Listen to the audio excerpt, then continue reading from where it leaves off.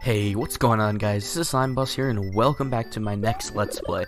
Today we are beginning Super Mario World, released on the SNES in 1990, and holy crap, like, I am so excited to finally get to this game. This is another one of those childhood games of mine. I didn't obviously grow up with a SNES in particular. I was a little too old for, or a little too young for that, but I played the shit out of this game, I uncensored here for a second, because I literally played this so much as a kid. I was luckily able to borrow my, at the time, stepdad's SNES, and I played this so much. So, today, we are going to be starting this Let's Play, in the first world, and just like, my previous Mario Let's Plays, I'm going to be talking about all the different mechanics and things and different enemies and stuff like that, just like normal, and I'm going to be taking this world by world. So this will be in total about 10 parts, so you guys know what to expect. And so yeah, let's just get in with, this. Fun fact, you can move in that very small frame. I was trying to spin, but it didn't work. Welcome, this is Dinosaur Land. In this strange land, we find that Princess Toadstool is missing again. Looks like Bowser is at it again.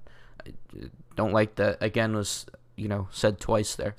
So yeah, we're finally here in Super Mario's world. So, or more like Yoshi's world, but whatever. So the first little area we have here is Yoshi's house. There's nothing too special here. All you can hear is this. Hello, sorry, but I'm not home.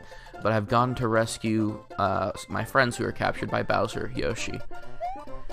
Alright, well, unfortunate. So this is actually Yoshi's Island 2, so we have to go to Yoshi's Island 1 over here. And welcome to the first level. Right away, you have a naked Koopa right here. I don't know what the actual canon name is. Give me a sec.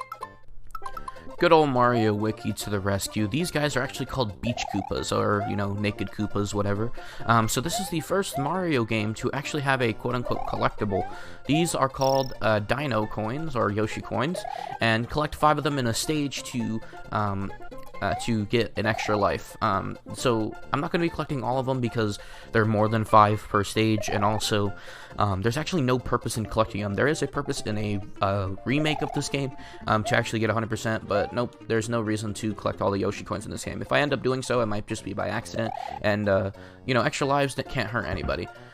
This right here is a embarrassing moment. So this right here is actually a bonsai bill. This is a Rex, and this is a flying question mark block, which is first in the series. So now that we've gotten Big Mario here, I should probably explain the controls here. So we have run. Oh wait, I'm not running right now, am I? There. So run, jump, spin, which is brand new to this game, crouch, and yeah, that's pretty much it. And now we have our first power-up, the Super Mario, which means that we can kill enemies in one hit with a spin, which I think you can do that as Small Mario as well. And yeah, and of course you can slide down slopes on your butt. And Rexes, that's what's interesting about them, is that they're the first enemy that takes 2 hits like that, right next to the Koopa. We haven't seen a full Koopa yet, so this right here is our traditional Piranha Plant of the game. And this is also something I should explain. When you're big, you have the ability to break blocks like that. These are coins, 100 of them net you a 1-up. And yeah, so these blocks right here are actually not traditional Mario bricks. If you hit it, it's called a flip block. So they actually have different properties than regular blocks. They can be broke with a spin jump. Wow. They can be broke with a spin jump. And they don't actually get broke when you hit them over the head. This is actually something that will come into contact later. It is very important. So for now, they're just called dotted blocks or dotted outline blocks. This right here is a checkpoint flag, basically in future Mario games. There's a checkpoint, and this is actually the first Mario game that has a visual indicator for what checkpoints are. This right here is a message box. We've already seen one of them before. Point of advice, you can hold an extra item in the box at the top of the screen. Use it and press select button. We actually haven't had a chance to use that yet, so I will be going over that pretty soon here. I am running out of time. I'm surprised we actually see bonsai bills first before we see bullet bills. To pick up a shell, use the X or Y button to throw the shell upwards, look up, and let go of the button. So, This is the first Mario World game to allow you to throw, or Mario game to allow you to throw shells upwards. Getting that, we get a 1-up, extra life, which is pretty self-explanatory. This right here is a fire flower. Press Y and you can shoot enemies with it. Most enemies can actually die to the fireball. And if I would have pressed select there, the item would have fallen out. I'm going to pause right here. So, that enemy right there. So actually, guys, I was wrong. So that was actually, those Piranha Plants are actually jumping Piranha Plants. And also, the enemy that we just encountered right there was a Charge and Chuck. This right here, oops,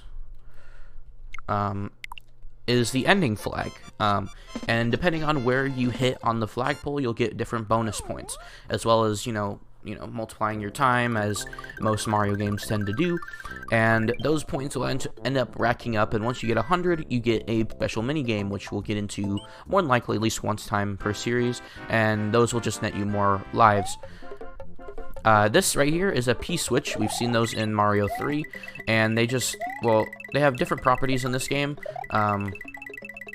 This one allows, this P-switch in this case will allow you to random coins to appear, and others will basically turn coins into blocks and blocks into coins. This level right here is the first of many, is a Switch Palace. So, Switch Palace, the power of the Switch will turn dotted blocks into exclamation blocks. Your progress will also be saved. So, there you go. So, those are the purpose for the dotted line blocks, and yeah. There's so much to go over in just this first episode alone. I'm sorry if it's a little bit confusing, but yeah. So this is one of the games where you can actually save for once. This is the first Mario game where you can actually save your progress, but unfortunately you can only save at certain times in the game. So like right now I can't like pause and, you know, actually get a save. But well, okay, now let's head on over to Yoshi's Island 2. So this right here is a red Koopa shell. I love doing that. Those are red Koopa Troopas. Basically, they won't fall off the edge. Pretty self-explanatory. The difference with, like, so the difference between all the Koopas is that greens, they fall by themselves. Red, they turn around when they hit a ledge. And then when you have a beach Koopa, they always turn around when they reach the ledge. I think there might be, you know, a green and a red beach Koopa as well. But they mainly gain their properties once they actually hop into a shell, which is a new mechanic in this game. They can actually hop into a shell. This right here is the wonderful Yoshi. Hooray! Thank you for saving me. My name is Yoshi. On my way to rescue my friends, but Bowser trapped me in that egg. So we now have the ability to have Yoshi, which means if we punch him, his tongue will stick out, and we'll be able to collect apples. To do a spin jump, press the A button. A Super Mario spin jump can break some of the blocks and defeat tougher enemies. So yeah, I already explained that. See, as you guys can see, that beach Koopa right there just hopped into the shell. So yeah, there is actually different beach Koopas. There's one that's a little bit more skinny and one that's a little more thick. The thicker one will end up kicking the shell instead of getting into it. And then depending on which shell they get into, here's another Charge and Chuck, by the way, which they have multiple different properties. They have one where they charge each, by the way, it takes 3 hits to kill. There are 3 different Charge and Chucks. The first one is one that charges at you. The other one scoops rocks at you, I think. And the other ones, oh yeah, there's so much to go over. I'm sorry, guys. So, one that scoops rocks at you, one that charges at you, one that throws footballs at you, and then one that jumps. This right here is a Monty Mole. They just jump out of the ground and they'll come get you. This right here is a vine. Unfortunately, this is one of the first Mario games that have a vine. You can't actually climb it with Yoshi, so you have to get off of him and come get the things that you want up here. So, Yoshi will still be down here. If you end up getting a second egg in a stage, it'll turn into a random variety of power-ups. If you're already Super Mario or any other power-up, then you'll just get a 1-up mushroom from it. If you're Small Mario, you'll get a mushroom out of it. Very self-explanatory. This right here is the fabled exclamation block. You'll always get a mushroom out of it. And after collecting 5 apples, you will be able to get a special item. I believe if you have the pink. I am not doing this. This is one of the special mini game rooms that get you lots of lives, but I'm not gonna do that. But I think the pink ones actually count for 2. So right here, this is another one of the jumping Piranha Plants. I was wrong. And here's another example of what's it called? The P switch turning coins into blocks. I'm so sorry, guys, that this is so confusing for you, but I hopefully am getting everything that I can out. There's a lot of stuff that goes on in Mario World all at the same time, and I think this first episode will be the most saturated, but I think as we go on, we'll be fine. Big point of advice. The big coins are the dragon coins. Oh, sorry, dragon coins, not Yoshi coins. Most people call them Yoshi coins anyway. You'll pick up 5 of these, and you'll get an extra, in one area, you'll get an extra Mario. Yep. I don't think I fully explained lives yet. If you die, you only have X amount of lives. And most of the exclamation blocks, obviously, they all net a mushroom, but most of the time, these blocks are really just there to help, like you know, get secrets or hidden items, things like that. So, or allow you to cheese this level. So there's definitely a reason for you to go after them. This right here is a Koopa Paratrooper. Oh, I just lost Yoshi. That's sad. Nah. I ain't gonna lose Yoshi, sorry. I want to see how long I can actually last with Yoshi, because this is the only Mario game with Yoshi that allows you to take him to other levels. Obviously, he won't be able to join you for castles and things, but he's actually able to join you along your adventure, which is a first. And the only time that this happens, other than Yoshi's Island, but that's more his game. These are Koopa Paratroopas. The red ones fly in place, and the red ones just go left to right, and the green ones bounce, I believe.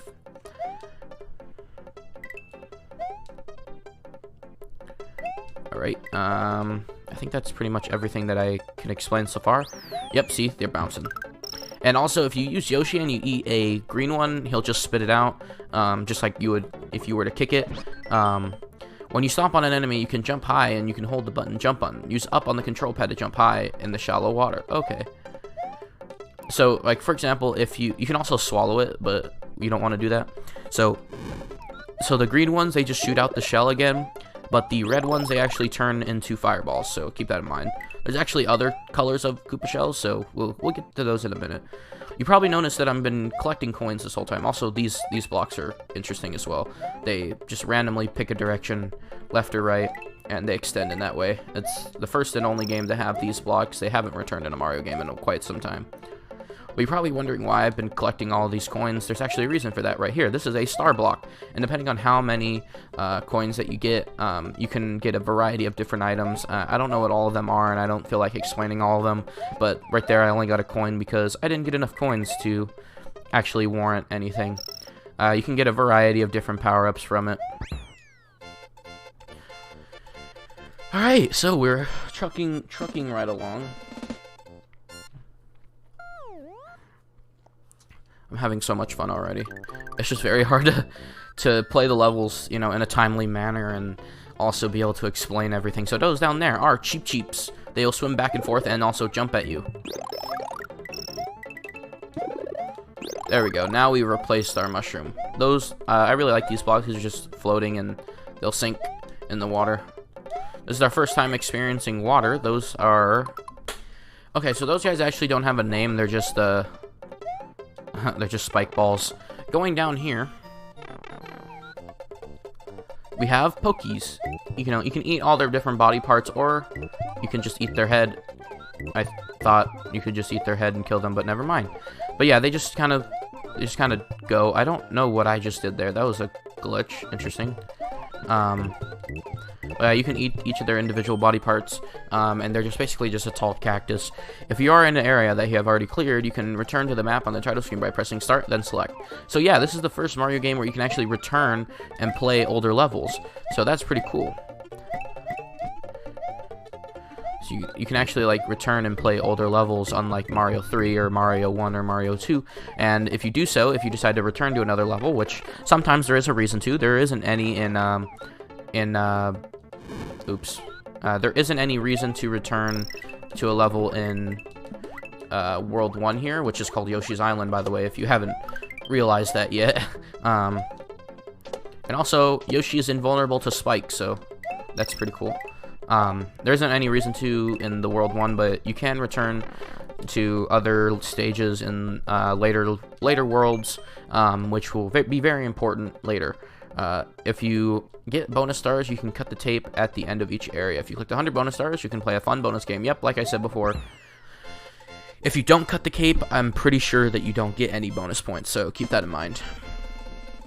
There are one level, so basically what that other sign was saying too, once you return to a level and you realize, well, maybe I have no reason to come back here, just press start and select and you'll exit the level. This will also save, it doesn't save power-ups, I don't believe, but it will save, it will save, like how many lives you get. So this could be a really good way to cheese extra lives. So this right here, you might notice that each of these, you know, levels, well, what's something that's really cool is that you notice that each of these like sort of blank ones are just plains levels, and this one right here was like a semi-submerged, not like water level, but it was just kind of like water themed, so it was like in a nice little lake here. So that's pretty interesting to look at. I really love the world map in this game. It's so cool to look at. And obviously this one is the castle, so we should be going there pretty soon. But you'll notice that the actual icon itself is yellow. You want to keep that in mind for later. So this is Iggy's castle. So starting off, Mario will unfortunately not take Yoshi with him. Don't know why, but yeah. This cutscene will always play every time you enter a castle or a ghost house, so you might want to skip it. Because you can. Press up on the control pad while jumping and you can cling to the fence. To go the door to the end of this area, you use up also. So this is the first time we're seeing grates here. Koopas actually have different effects here. Green ones will go slow, red ones will go fast. Pretty simple. And you can also see that they can flip to the other side, which can be scary. So they flip to the other side and you can just punch the gate to kill them. So that's pretty cool.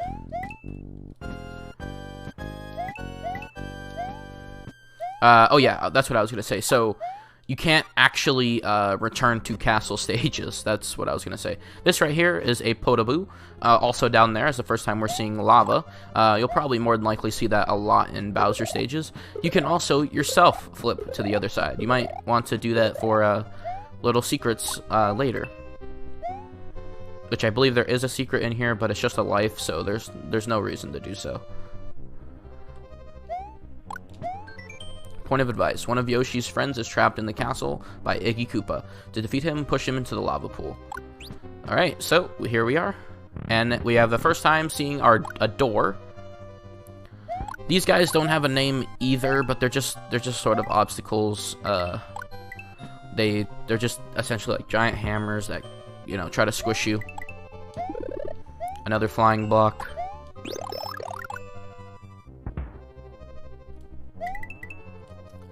I think that's pretty much it to describe what these castles.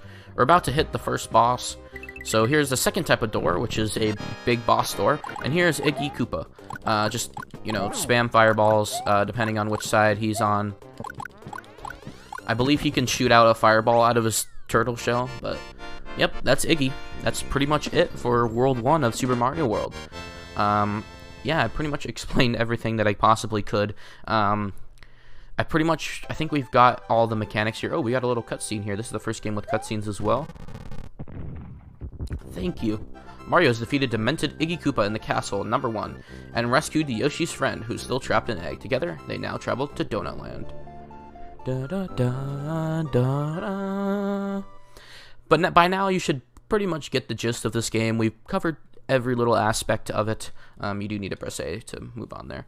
But as you can see, the castle is demolished, so there's no way you can actually return there. Continue and save. So yeah, so this is the first game with an interconnected world map as well. But I'm pretty sure, yeah, you can't actually return to the castle. I think you can once you beat the game, but yeah. So next, we're going to be heading on to Donut Plains in the next episode. So thank you so much for watching. I hope you guys enjoyed. If you did, don't forget to leave a like, comment, and subscribe. And I will see you guys next time. Bye-bye.